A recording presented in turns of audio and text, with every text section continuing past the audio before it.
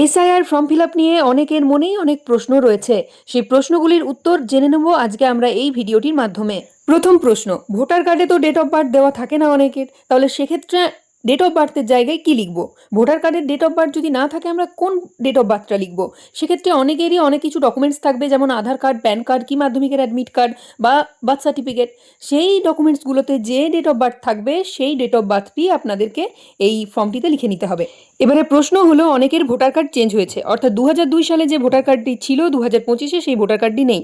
তাই আমরা পার্সোনাল ডিটেলসে কোন ভোটার কার্ডের ডিটেলসটি বসাবো? আমরা পার্সোনাল ডিটেলসে 2002 সালের ভোটার কার্ডের ডিটেলসটি বসাবো, অর্থাৎ 2002 সালে আমাদের যে ভোটার কার্ডটি ছিল সেই ভোটার কার্ডের যে ডিটেলসটি থাকবে সেটাই বসাবো। এবারে চলুন ফর্মটি ফিল আপ করতে করতে একে একে প্রত্যেকটি প্রশ্নের উত্তর জেনে নেওয়া যাক। ফর্মটিতে 3টে ঘর আছে, দেখতেই পাচ্ছেন। এবারে ফর্মটিতে যার ফটো, নির্বাচকের নাম, যার নাম, প্রথমের ঘরটায় তার ডিটেলস আমরা ফিল আপ করবো। এই যে লেখা আছে ধরুন জন্ম তারিখ, অর্থাৎ যার ফটো তার ডেট অফ বার্থ দেবো, তারপরে যার ফটো তার আধার নাম্বার দেবো, তারপরে চলে আসি মোবাইল নাম্বারে। মোবাইল নাম্বারের ক্ষেত্রে অনেকের প্রশ্ন থাকে, একটা মোবাইল নাম্বার 3-4 জনের ক্ষেত্রে ইউজ করতে পারবো কিনা, মানে ফ্যামিলি মেম্বারের। হ্যাঁ, করা যাবে। এরপরে একে একে পিতা বা অভিভাবকের নাম, যদি এপিক নাম্বার থাকে তাহলে দেবেন, না থাকলে দেওয়ার কোনো দরকার নেই। তারপরে মায়ের নাম, মায়ের এপিক নাম্বার। এপিক নাম্বারের ক্ষেত্রে সেম জিনিস, থাকলে দেবেন, না থাকলে দেওয়ার দরকার নেই। এবারে চলে আসি স্বামীর ক্ষেত্রে স্ত্রীর, এবং স্ত্রীর ক্ষেত্রে স্বামীর নাম এবং এপিক নাম্বারটি দেবো।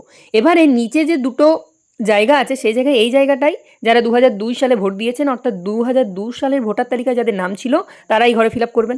আর যাদের 2002 সালের ভোটার তালিকায় নাম ছিল না, অর্থাৎ 2002 সালে ভোট দেননি, তারা আমি যে জায়গায় ফর্মটি ফিল আপ করেছি সেই জায়গাটি ফিল আপ করবেন। দেখুন, এবার এখানে ফিল আপ করতে হবে 2002 সালে যেহেতু আপনার নাম ছিল না, তাই আপনার আত্মীয় বলতে মা বাবা, মা বাবার না থাকলে আত্মীয়, যার নাম থাকবে তার নাম আমরা এখানে দেবো, তার ডিটেলস বলতে তার এপিক নাম্বারটি এখানে দেবো। এবার আত্মীয়র জায়গায়, এই জায়গায় যার নাম দিয়েছেন মা বা বাবা, তার আত্মীয়ের নাম আপনাকে এখানে দিতে হবে। এবার সম্পর্কে তারা কে হয়, মা না বাবা, সেটাও আপনাকে সম্পর্কে দিতে হবে। দেখুন আমি দিয়ে দিয়েছি পিতা। এবারে 2002 সালে তিনি কোথায় ছিলেন, কোথায় ভোট দিয়েছিলেন, জেলা, রাজ্যের নাম, এবং আমরা দিয়ে দেবো এখানে বিধানসভা ক্ষেত্রের নাম। এবারে বিধানসভা ক্ষেত্রের নম্বর, অংশ নম্বর এবং ক্রমিক সংখ্যা কোথার থেকে পাবো? এই নাম্বারগুলো আপনারা অনলাইনে ডাউনলোড করলেই পেয়ে যাবেন, অর্থাৎ আপনারা যে বিধানসভার অন্তর্গত সেই বিধানসভার নাম লিখে 2002 সালের ভোটার লিস্ট সার্চ করলেই পেয়ে যাবেন। এই নিয়ে ভিডিও আমি আগে বানিয়েছি, আপনারা চ্যানেল থেকে ঘুরে আসতে পারেন। এবারে চলে আসি ফটো। ফটো আমরা কি দেবো, অর্থাৎ আমরা ফটো কি ইউজ করব? রিসেন্ট তোলা ছবি কিন্তু এখানে ইউজ করতে হবে।